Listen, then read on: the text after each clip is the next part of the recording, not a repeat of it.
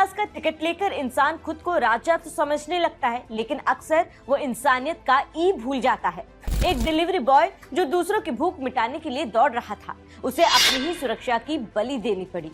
ये कहानी है उस संघर्ष की जब भूख और मजबूरी के आगे मौत का डर भी छोटा पड़ जाता है। अक्सर देखा गया है कि ट्रेन में बैठे कुछ लोग अपनी सीट से हिलना भी पसंद नहीं करते। फर्स्ट एसी में बैठे ऐसे लोग खुद को राजा ही समझने लगते हैं और हरकत भी राजाओं वाली होती है।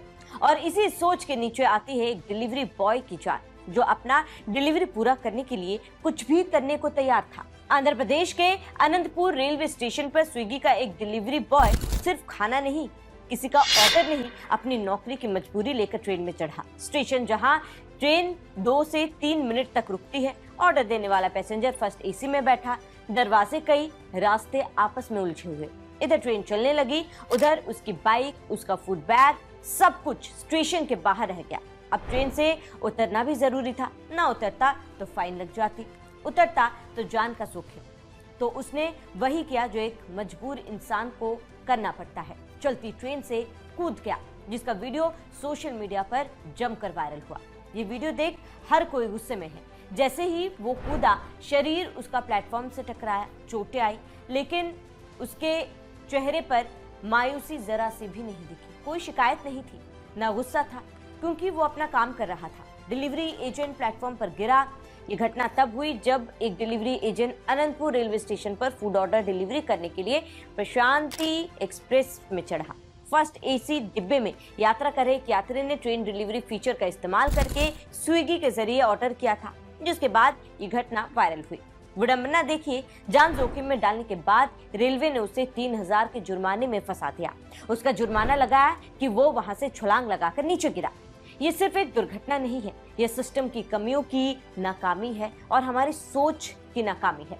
कोई डिलीवरी, कोई डेडलाइन, कोई ऐप क्या किसी इंसान की जान से बड़ी कैसे हो सकती है?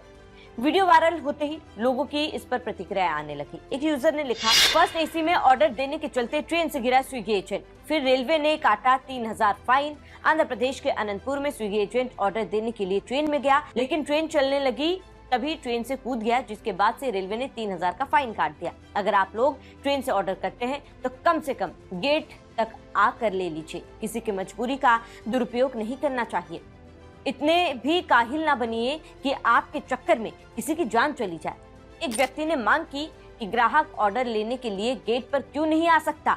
स्विगी जोमेटो को ट्रेन के अंदर डिलीवरी पर रोक लगानी चाहिए। अगर किसी को खाना चाहिए तो इसे गेट पर आना चाहिए। एक अन्य ने कहा, यह डरावना और गलत है। कोई भी डिलीवरी इंसान की जान से ज्यादा कीमती नहीं होती है। प्लेटफॉर्म, पैसेंजर और रेलवे अधिकारियों की तरफ से साफ जवाबदेही होनी चाहिए। किसी की जान जाने से पहले चलती ट्रेनों में डिलीवरी रोकने के लिए सख्त नियम बनने चाहिए।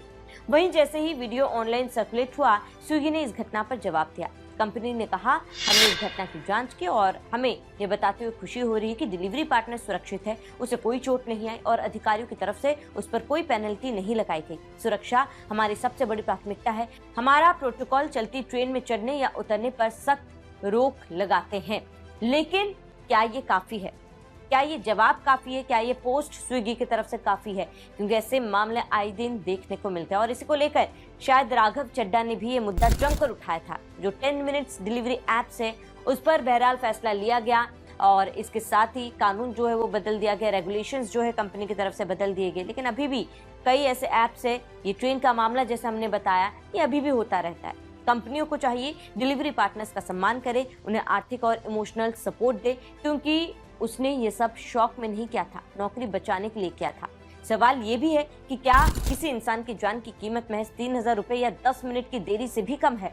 आंध्र प्रदेश के अनंतपुर स्टेशन पर जो हुआ वो सिर्फ एक हादसा नहीं, बल्कि हमारे समाज और सिस्टम की संवेदनहीनता का सबूत है। एक डिलीवरी बॉय चलती ट्रेन से कूद गया, इसीलिए नहीं कि उसे स्टंट का शौक था, बल्कि इसीलिए क्योंकि हमारे नियम और डेडलाइंस इंसान को रोबोट समझ बैठे हैं।